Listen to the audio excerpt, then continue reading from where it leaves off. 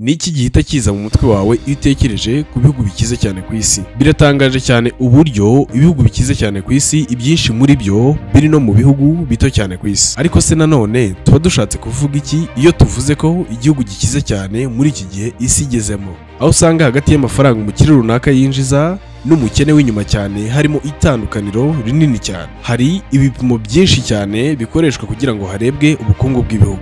Muri iki kiganiro nahisemo ibipimo bine by'ingenzi ndaza kubasobanurira mbere y'uko mbabwira urutonde rw'ibihugu 10 bikize cyane ku isi. Igipimo cya mbere ni Gross Domestic Product cyangwa se GDP. Mu magambo make, GDP bivuga agaciro kose mu mafaranga k'ibicuruzwa ndetse na serivisi zatangiwe mu gihugu mu gihe runaka. Igiteranyo cya byose hamwe kigafatwa nk'umusaruro mbumbe w'igihugu. Kugira ngo baboneke GDP ku muturage cyangwa se GDP per capita, bafata ayo mafaranga yose hamwe bakagabanya n'umubare w'abaturage batuye mu gihugu. Iki gipimo kikaba ari nacyo gikunze gukoreshwa cyane cyane harebwa uko ibihugu bisumbana mu bukungu. Ikindi gipimo kikaba ari Gross National Income cyangwa se GNI. Aha bakaba bafata GDP bagateranyaho amafaranga yinjiye ariko aturutse hanze y'igihugu bakuyemo umusoro cyangwa se Net Income from Abroad.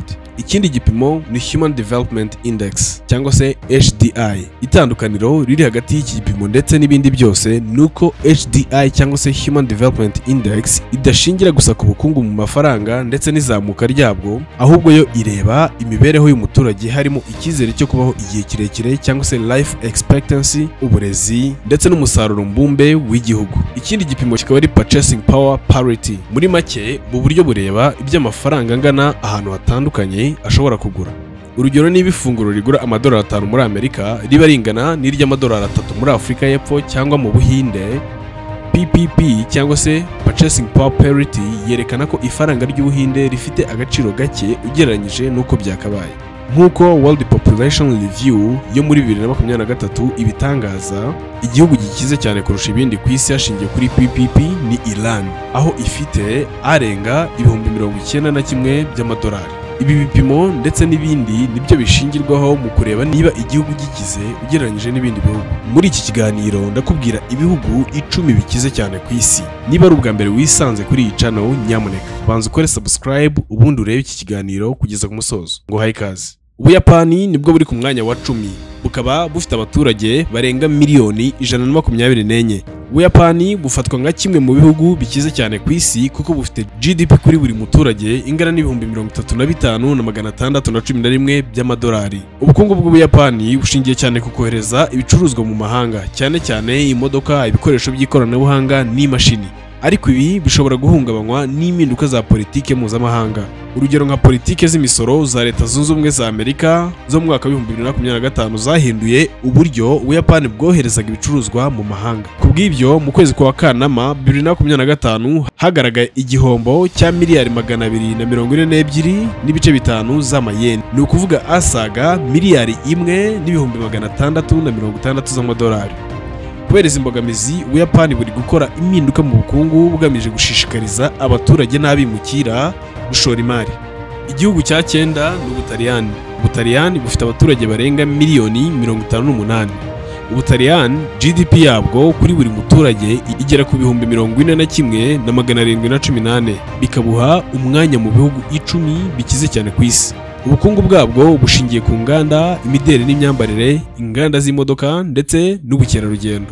Kugira ngo bwongere abashoramari, igihugu gitanga ubwenegihugu binyuze muri Italy Golden Visa.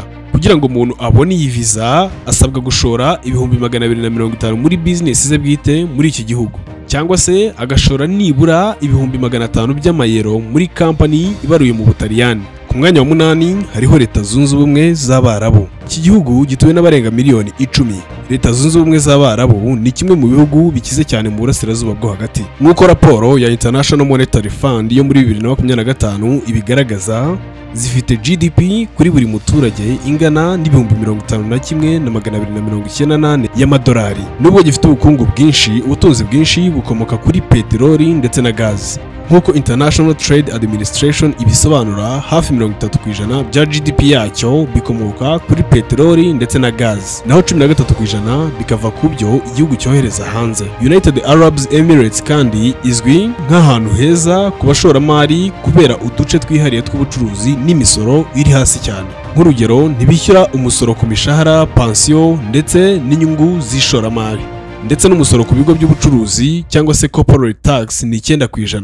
Mu rwego rwo gukurura abashoramari b'abanyamahanga, iki gihugu nacyo gitanga visa binyuze mu kugura umutungo utimukanwa w'ibihumbi 204 by'amadolari biguha uburenganzira bwo gutura muri iki gihugu mu gihe kingana n'imyaka 2, ndetse no kugura umutungo w'ibihumbi 545 by'amadolari biguha uburenganzira bwo gutura muri iki gihugu mu gihe kingana n'imyaka 10.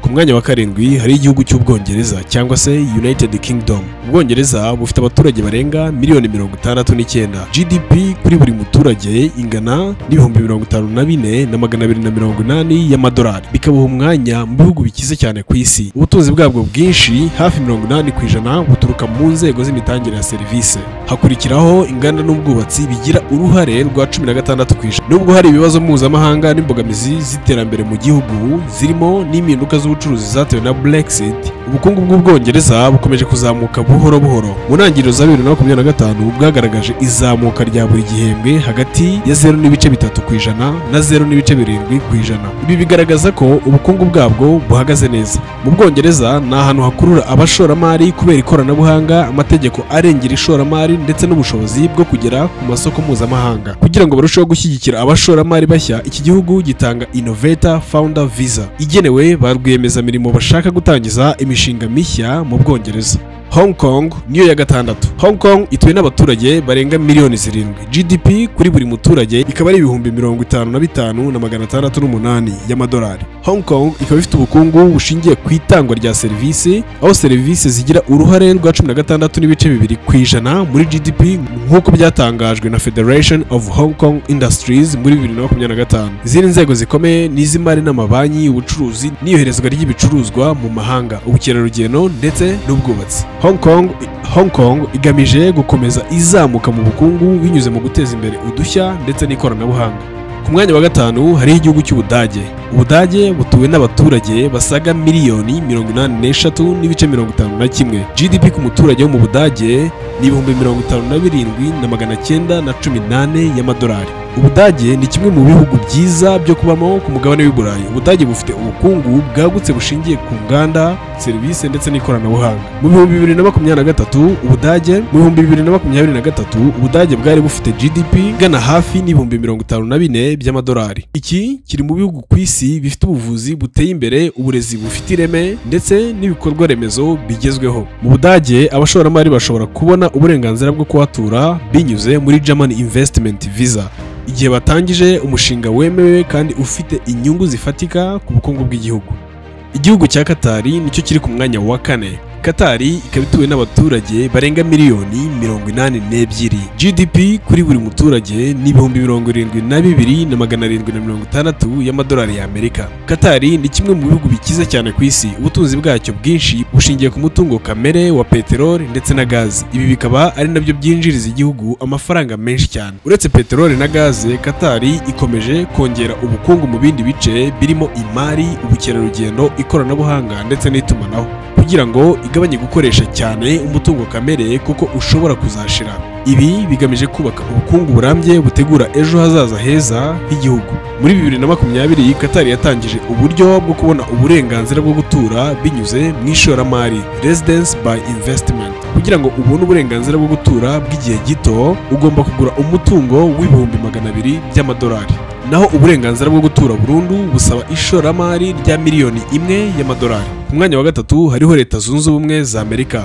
Leta Zunze Ubumwe za Amerika zituwe n'abaturage barenga miliyoni 340. GDP ku muturage wo muri Amerika ni ibihumbi 89,678 by'amadolari. Iki gihugu gifite ubukungu bwagutse bugizwe n'inganda, ikoranabuhanga rihanitse, serivisi z'imari, ubwiteganyirize, ubucuruzi bw'inzu cyangwa se real estate n'uburezi bufite ireme. Ikintu gikomeye cyane kuri Amerika nuko ishyigikira cyane ba rwiyemezamirimo. Bigaragazwa n'uko mu mwaka wa 2025 Minisiteri y'Ubukungu yagaragaje ko ubusabe bw'abantu bashaka gukorera business muri Amerika bwageraga ku 430 mu kwezi kumwe gusa. Ku mwanya wa kabiri hari igihugu cya Singapore. GDP ku muturage wo muri Singapore ni 93,956 y'amadolari. Singapore ituwe n'abaturage barenga miliyoni 6. Singapore iherereye mu majyepfo ya Aziya. Nicyo gihugu cya kabiri ku isi gikize hashingiye kuri GDP ku muturage wacyo. Ubutunzi bw'iki gihugu bushingiye cyane ku mitegurire myiza y'ubukungu n'ubuyobozi bushingiye ku igenamigambi. Iki gihugu cyashyize imbere gukurura abashoramari b'abanyamahanga binyuze muri gahunda yo gutanga uburenganzira bwo gutura ku bashoramari, Singapore Global Investment Program. Kugira ngo wemererwe gutura muri Singapore bigusaba gushora amadolari y'amanya-Singapore angana na miliyoni 10. Nyuma y'imyaka 2 yo gutura ushobora gusaba ubwenegihugu bw'iki gihugu. Singapore kandi izwi nk'igihugu giharanira ikoranabuhanga no guhanga udushya. Leta yashyizeho gahunda nka Smart Nation Initiative igamije guteza imbere ikoranabuhanga no kurishyira mu nzego z'ubucuruzi, serivisi ndetse n'imibereho. Ku mwanya wa mbere hari igihugu cya Luxembourg. Iki gihugu gituwe n'abaturage barenga 677 ndetse na 717. GDP kuri buri muturage ni 141,80 y'amadolari. Nk'uko International Monetary Fund cyangwa se IMF ibivuga, Luxembourg nicyo gihugu gikize cyane ku isi mu 2025 hashingiwe kuri GDP z'ibihugu. Luxembourg iri rwagati mu Burayi. Ibi bishyira ahantu heza mu bucuruzi. Luxembourg iri mu bihugu bitanga Golden Visa, aho itanga uburenganzira bwo gutura imyaka 3 ku bashoramari bashora nibura amayero 500,000 muri iki gihugu. Kugira ngo ubyemererwe bisaba kuba utari umuturage ubarizwa mu bihugu bigize umuryango w'ubumwe bw'Uburayi, kuba ufite inyandiko yerekana ko utigeze ukora icyaha cyangwa se criminal record, ndetse no kwerekana ubwishingizi bw'ubuzima. Luxembourg ni nayo itugejeje ku musozo w'iki kiganiro. Mbashimira kuba mwakurikiye. Jya muri comment wandikemo igihugu cyagutunguye kuri uru rutonde. Ikindi kandi niba wabashije kugera ku musozo w'iki kiganiro bisobanuye ko wagikunze. Kanda like unakore subscribe kugira ngo tujye tubana mu biganiro